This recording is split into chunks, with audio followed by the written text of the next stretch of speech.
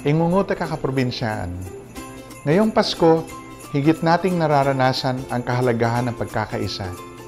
Tayo ay binigyan ng pagkakataon na ipadama ang ating pagmamahal sa ating kapwa sa pamamagitan ng pagbibigay ng saya sa mga nangangailangan, pagsunod sa mga tagubilin ng pamahalaan, at pagpapanatili ng kapayapaan sa ating komunidad.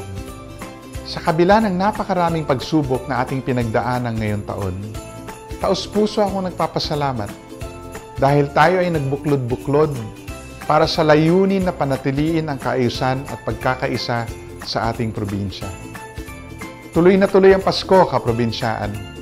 Hindi man katulad ng ating nakasanayang paggunita, di pa rin mawawala ang tunay na diwa ng panahon.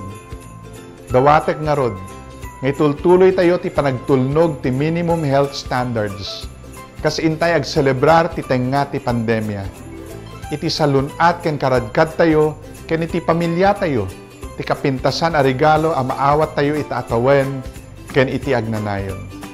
Lagit-lagi, panghawakan natin ang pag-asa na sa dulo ng lahat ng ito, muli tayo'y babangon dahil namulat ng ating mga mata, naantig ang ating mga damdamin, at mula sa mga aral na dulot ng ating mga karanasan, ipagdiriwang nating muli ang isang mas matatag na La Union.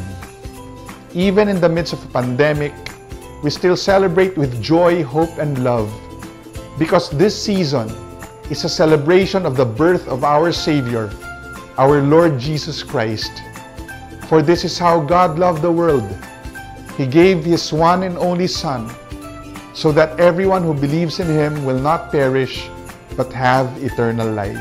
On behalf of my family, my wife Vinnie, and my children Mickey, Gabby, Rafi, and Sam, my parents, former Governor Manuling and Mommy Denny, daytoy ti anak ken kabsatyo, iti agay-ayat kada kayo amin, Francisco Emmanuel Pacoy Ramos Ortega III, kumabkablaaw tinaragsa ka Paskwa, kenarangpaya abaro atawen.